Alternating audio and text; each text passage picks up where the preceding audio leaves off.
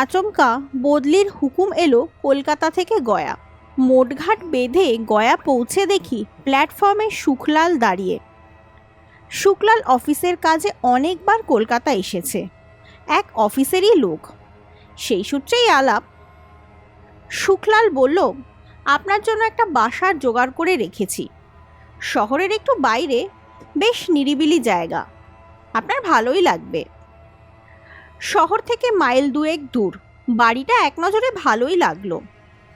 একতলা, চারিদিকে বাগান, মানে একসময় বাগান ছিল, এখন আগাছার জন্য কিছুটা জঙ্গলের চেহারা নিয়েছে।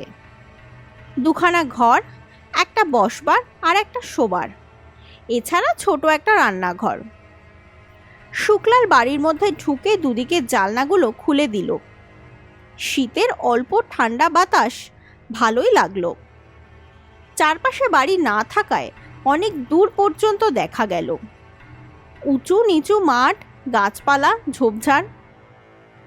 রান্নার ঘরে ঢুকে শুক্লাল বলল, পিছনের এই জানলা খুলবেন না। জিজ্ঞেস করলাম, কেন? এদিক দিয়ে তো আর বাতাস আসবে না, কি দরকার খুলে? আর কিছু বললাম না, জিনিসপত্র গোছাতে আরম্ভ করলাম। শুক্লালই দুলালির মাকে জোগাড় করে দিল। রান্নাবান্না থেকে ঝাড় দেওয়া, কাপড় কাচা সব কিছুই করবে। দিন তিনেক পর দুলালির মাকে জিজ্ঞাসা করলাম, শুক্লালবাবু রান্নাঘরের জানলাটা খুলতে বারণ করেছে কেন বলো তো? দুলালির মা অনেকক্ষণ ধরে আমার দিকে চেয়ে রইল, দৃষ্টিতে কৌতূহল আর বিস্ময়। তারপর বলল, ও জানলাটা নাই খুললেন বাবু। কিন্তু কেন? রান্নাঘরের জানলা তো, খাবার জিনিস থাকে, যদি ধুলোবালি পড়ে কিংবা কুকুর বেড়াল ঢুকে পড়ে। অবশ্য জানলায় কোনো গরাদ নেই, ছোটখাটো জন্তু জানোয়ার ঢুকে পড়া মোটেই বিচিত্র নয়। তবু আমার মনে হলো আসল কথাটা যেন দুলালির মা চেপে যাচ্ছে। কি হতে পারে রান্নাঘরের জানলাটা খুললে? ছুটির দিন, অনেক বেলা পর্যন্ত ঘুমালাম। ঘুম থেকে উঠে দেখলাম দুলালির মা টেবিলের ওপর চায়ের কাপ রেখে গেছে, রোজকার মতন। চা খাওয়া হতেই দুলালির মা এসে দাঁড়ালো। বাবু, দরজাটা বন্ধ করে দিন, বাজারে যাব। দরজাটা বন্ধ করে মুখ হাত ধুয়ে রান্নাঘরের চৌকাঠে গিয়ে দাঁড়ালাম। আর দাঁড়াবার সঙ্গে সঙ্গেই চোখ গিয়ে পড়ল পিছনের জানলার ওপর। বাইরে এলোমেলো শীতের হাওয়া বইছে। বন্ধ জানলাটা সেই হাওয়ায় থরথর করে কাঁপছে। ঠিক মনে হলো যেন বলছে, আমাকে খুলে দাও, আমাকে খুলে দাও। খুলতে গিয়েও দাঁড়িয়ে পড়লাম। সবাই যখন বারণ করছে, তখন কি দরকার জানলাটা খুলে? কিন্তু সঙ্গে সঙ্গে ছেলে মানুষের ভয়টা দূর করে সজোরে জানলাটায় ধাক্কা দিলাম। জানলা খুলল না। অনেকদিন না খোলার জন্য এঁটে গিয়েছে। আমারও জেদ চেপে গেল।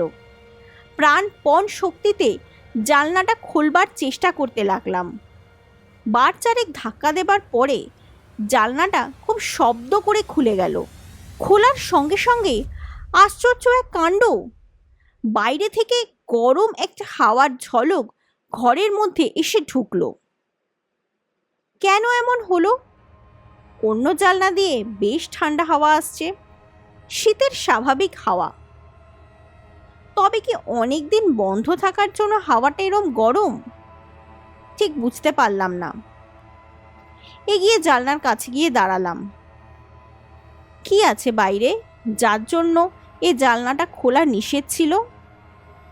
এদিকে ওদিকে দেখতে দেখতেই নজরে পড়ল কাছেই একটা ঝাঁকড়া গাছের নিচে একটা কবর।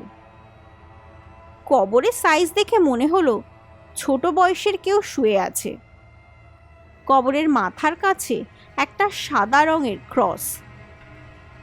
এই ব্যাপার, এরই জন্য এত কাণ্ড। শুক্লাল আর দুলালির মা কি মনে করেছিল কবর দেখে আমি ভয় পাবো, তাই জানলাটা খুলতে মানা করেছিল? তাছাড়া আর কি হতে পারে? আর তো কিছুই চোখে পড়ছে না। সদর দরজায় খুটখুট শব্দ হতে রান্নাঘর থেকে বেরিয়ে এসে দরজা খুলে দিলাম। দুলালির মা বাজার নিয়ে ফিরেছে। আমাকে দেখে বলল, বাবু বুঝি ঘুমিয়ে পড়েছিলেন? অনেকক্ষণ দরজা ঠেলছি। আমি কোনো উত্তর না দিয়ে শোবার ঘরে চলে এলাম। একটু পরেই রান্নাঘর থেকে দুলালির মায়ের চিৎকার কানে এলো, এ কি, এ জানলা কে খুললো? সর্বনাশ, কে এমন কাজ করলে? রান্নাঘরে গিয়েই অবাক হয়ে গেলাম। বাজারের জিনিস চারিদিকে ছড়ানো। দুলালির মায়ের এলোমেলো বেশ, খোলা চুল, লাল দুটি চোখ, চিৎকার করে চলেছে। কি হলো? সরো, আমি জানলা বন্ধ করে দিচ্ছি। এগিয়ে গিয়ে জানলাটা বন্ধ করার চেষ্টা করলাম, প্রথমে এক হাত দিয়ে, তারপর দু হাতে, কিন্তু কিছুতেই বন্ধ করতে পারলাম না। মনে হলো জানলার পাল্লাটা যেন কাঠের নয়, নিরেট পাথরের তৈরি। এক চুল সরানো গেল না। ও আর বন্ধ হবে না, আমি ঠিক জানি বাবু, সর্বনাশ একটা হবে। দুলালির মা হাউমাউ করে চেঁচিয়ে উঠল।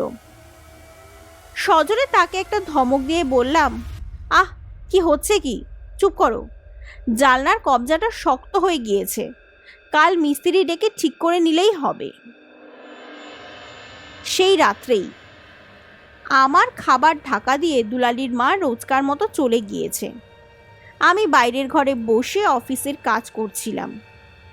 ঘড়ির দিকে নজর পড়তেই উঠে পড়লাম, খাবার সময় হয়েছে। রান্নাঘরের কাছে গিয়েই থমকে দাঁড়িয়ে পড়লাম। খাবারের ঢাকা খোলা, থালার কাছে বছর 6 এক শিশু, ধপধপে গায়ের রং, এক মাথা কোকড়ানো সোনালি চুল, নীল দুটি চোখ। শিশুটি দাঁড়িয়ে নেই, অনবরত থালাটার চারপাশে ঘুরছে। হাত দিয়ে চোখ দুটো রগড়ে নিলাম, ভুল দেখছি না তো? ঘরের মধ্যে শিশু আসবে কি করে? না, সে একই দৃশ্য। শিশুটি ঘুরপাক খাচ্ছে, খুব ধীর পায়। একটু পরেই শিশুটি থেমে গেল, মুখ তুলে দেখলো আমার দিকে, নীল দুটি চোখের অদ্ভুত দৃষ্টি। আমার সারা দেহ যেন হিমের স্পর্শে অসাড় হয়ে গেল। শিশুটি পিছন ফিরে রান্নাঘরের দিকে চলতে শুরু করলো। আমি সাহস করে তার দিকে এগিয়ে গেলাম। কিছুটা গিয়ে আর যেতে পারলাম না। ঠিক জানলার কাছে যেতেই অসহ্য গরম হাওয়া। বাড়িতে আগুন লাগলে যেমন গরম তাপ লাগে, অবিকল সেই রকম। একটা ধোঁয়ার কুণ্ডলী। তারপর শিশুটিকে দেখতে পেলাম না। কিছুক্ষণ দাঁড়িয়ে থেকে সন্দেহ হলো, সবই হয়তো আমার মনের ভ্রম। ছোট একটা কবর দেখে শিশুটিকে কল্পনা করেছি, সেই কল্পনার রূপই দেখেছি চোখের সামনে। খেতে বসতে গিয়েই থেমে গেলাম। থালার চারপাশ ঘিরে ছোট ছোট পায়ের চিহ্ন। দুপুরের দিকে বৃষ্টি হয়েছিল, বাইরে মাঠে জল জমেছে। শিশুটি বুঝি সেই জল পার করে এসেছে। খাবারে হাত দিতে পারলাম না, উঠে এলাম। তাহলে এ তো আমার মনের ভুল নয়, শিশুটি সত্যিই এসেছিল। এই প্রথম মনে হলো পিছনের জানলাটা না খুললেই ভালো করতাম। কাল মিস্ত্রি ডেকে জানলাটা আগে বন্ধ করতে হবে। অনেকক্ষণ শোবার ঘরে পায়চারি করলাম, মাথাটা গরম হয়ে আসছে। এখন শুলেও ঘুম আসবে না। বেশ কিছুক্ষণ পরে আবার রান্নাঘরে গেলাম। ভালো করে দেখলাম কোথাও কোনো পদচিহ্ন নেই। অবশ্য জলের দাগ এতক্ষণ থাকার কথা নয়। তবু খাবার ইচ্ছা করলো না। একসময় বাতি নিভিয়ে শুয়ে পড়লাম। সহজে ঘুম এলো না, এপাশ ওপাশ করতে লাগলাম। রাত তখন কটা জানি না। গলায় খুব ঠান্ডা একটা স্পর্শ পেয়ে চমকে জেগে উঠলাম। জানলার কাঁচের মধ্যে দিয়ে চাঁদের আলো এসে বিছানার ওপর পড়েছে। কোথাও কোনো অস্পষ্টতা নেই। সেই শিশুটি একটা হাত দিয়ে আমার গলা আঁকড়ে ধরে শুয়ে রয়েছে। সবলে শিশুটিকে সরিয়ে দিতে চাইলাম, পারলাম না। এইটুকু শিশু কি অসীম শক্তি! হঠাৎ দেখতে দেখতে আশ্চর্য রূপান্তর ঘটল। শিশুর দেহের মাংস আস্তে আস্তে মিলিয়ে গেল। পরিবর্তে একটা কঙ্কাল বিছানায় শুয়ে একভাবে হাত দিয়ে আমার গলা বেষ্টন করে রয়েছে। হাড়ের দৃঢ় বাঁধন। চিৎকার করে উঠলাম। প্রাণপণ শক্তিতে হাতটা সরাবার চেষ্টা করলাম, পারলাম না। আবার সেই আগুনের হলকা। মনে হলো সেই তাপে আমার মাংসও বুঝি গলে গলে পড়বে, আমিও কঙ্কালে পরিণত হব। তারপর কি হলো আমার জানা নেই। অনেকগুলো লোকের ক্ষীণ কণ্ঠ, তাদের পায়ের আওয়াজ। জ্ঞান হতে দেখলাম বিছানায় শুয়ে আছি। পাশে শুক্লাল আর একজন ডাক্তার। একটু দূরে দুলালির মা দাঁড়িয়ে। শুনলাম পরের দিন সকালে বাড়ির মধ্যে না পেয়ে খুঁজতে খুঁজতে দুলালির মা আমায় পিছনের মাঠে পেয়েছে। সেই ছোট কবরটার পাশে শুয়েছিলাম। কখন কিভাবে সেখানে গিয়েছি জানি না।